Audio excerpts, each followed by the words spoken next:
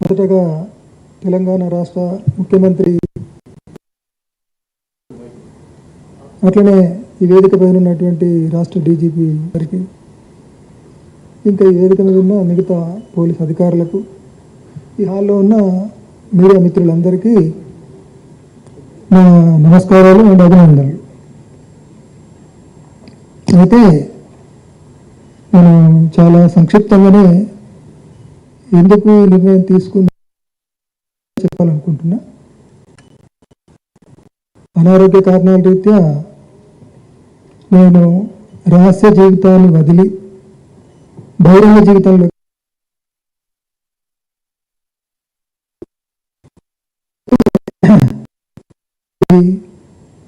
వ్యక్తిగత జీవితాన్ని కొనసాగించడం కోసం మాత్రం కాదు అనేది స్పష్టం చేయాలనుకుంటున్నాను. ప్రజల సమస్యలపైన చట్టబద్ధ పద్ధతుల్లో, అంటే లీగల్ ఫ్రేమ్వర్క్లో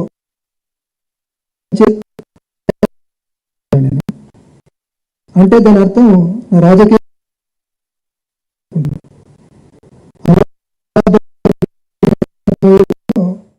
దాన్నే గైడెన్స్గా తీసుకొని పనిచేయాలని ఈ సందర్భంగా తెలియజేస్తుంది.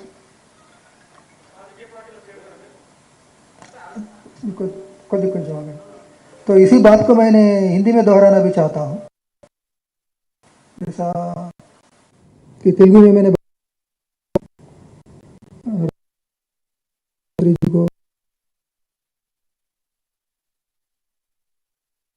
को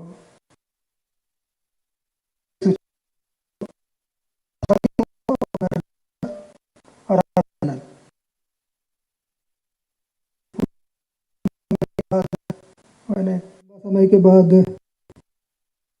तो बहुत ही संक्षेप में बताना है तो चलते मैंने ये निर्णय लिया, लेकिन आगे जाके जनता की समस्या के लिए कानून के दायरा में, मतलब लीगल फ्रेमवर्क में काम करूंगा. तो इसका मतलब इसे मैं ये बताना चाहता हूं कि मैंने आगे जाके आइंदा भी पॉलिटिकल लाइफ ही मैंने, मतलब राजनीतिक जिंदगी ही मैं बिताऊंगा करके. और इसके साथ साथ मैंने दशकों से जो विचारधारा को माना, उसको गाइडेंस के लेकर काम, उसी लेकर ही काम करूंगा. मतलब लीगल फ्रेमवर्क में ही, चाहे पॉलिटिकल लाइफ हो, चाहे थ्योरेटिकल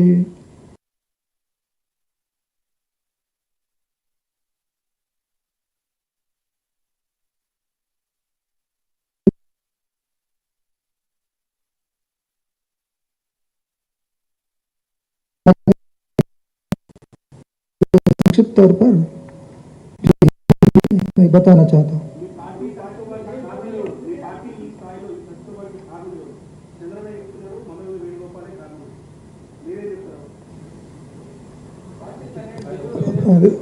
సంక్షిప్తంగా చెప్తాను. సో ఒక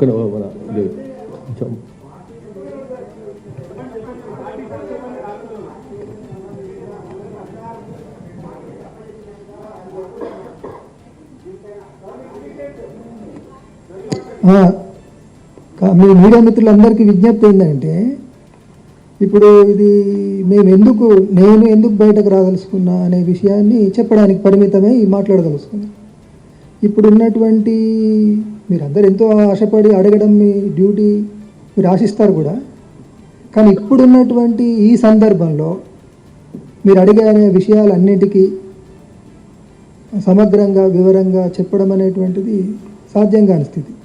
అలాంటి స్థితిలో నేను ఏ ఒక్క వాక్యం మాట్లాడినా అది అపార్థాలకు, అపోహలకు, అనవసరపు చర్చలకు దారితీస్తుంది.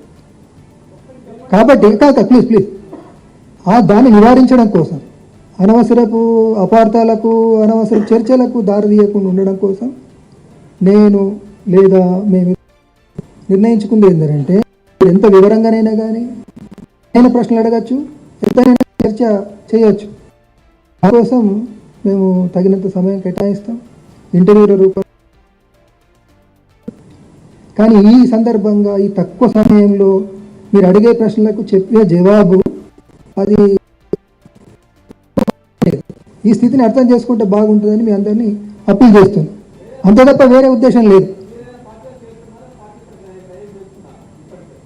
అదే అన్ని ప్రశ్నలకు కూడా విషయాలు మీరు చాలా అడుగుతారని తెలుసా అండి, అడగాలి కూడా. కానీ సందర్భం ఏంటిదంటే నేను చెప్పాను అనుకోండి, మీరు అడిగిన విషయానికి ఉదాహరణకు 15 నిమిషాలు చెప్పాలి, కానీ నేను 2 నిమిషాలు చెప్తా. దాన్ని ఇంకో ప్రశ్నతో జోడించినప్పుడు అది అపార్థానికి దారితీసి వక్రీకరణకు గురి కాబడుతుంది.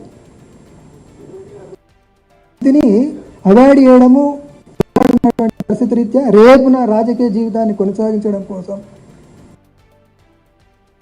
అనుకుంటున్నా. మీ జీవితానికి సమస్యగా రాకూడదని ఫీల్ అవుతుంది.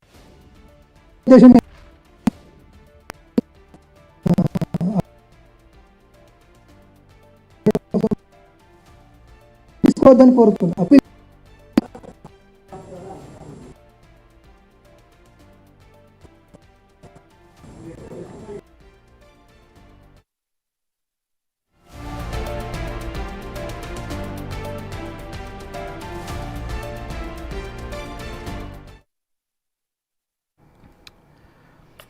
దేవ్జీ మాట్లాడుతున్నారు. ఆయన అజ్ఞాతం వీడి ప్రజా జీవితంలోకి రావడానికి వ్యక్తిగత జీవితాన్ని సుఖంగా గడపాలి అన్న ఉద్దేశంతోనే కాదు, చట్టబద్ధంగా పోరాటాలు చేయాలని అనుకుంటున్నాను. బయటకు వచ్చిన తర్వాత రాజకీయ జీవితం ఉంటుంది అని ఆయన చెప్తున్నారు. అంటే ఆయన జీవితం పోరాటాలతోనే ఉంటుంది. ఇప్పటి వరకు అజ్ఞాతంలో ఉండి పోరాటాలు చేశాం, కానీ ఇప్పుడు ప్రజా జీవితంలోకి వచ్చి నేను సమస్యలపై పోరాడతాను అని దేవ్జీ అంటున్నారు. చాలా ప్రశ్నలకు సమాధానాలు ఇప్పటికిప్పుడు చెప్పాలి అంటే సమయం సరిపోదు, కాబట్టి నేను తర్వాత ఇంటర్వ్యూల రూపంలో చెప్తాను అని దేవ్జీ అంటున్నారు.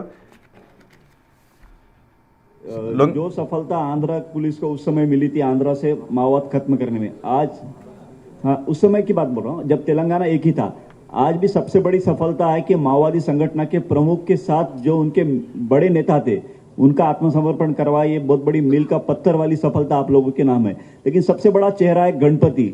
आज गणपति के संदर्भ में तेलंगाना पुलिस क्या आह्वान करने जा रही है, क्योंकि गणपति जिन्होंने 2 संगठनों का मर्जर करवाया, सीपीआई माओइस्ट संगठन, उन्हीं के माध्यम से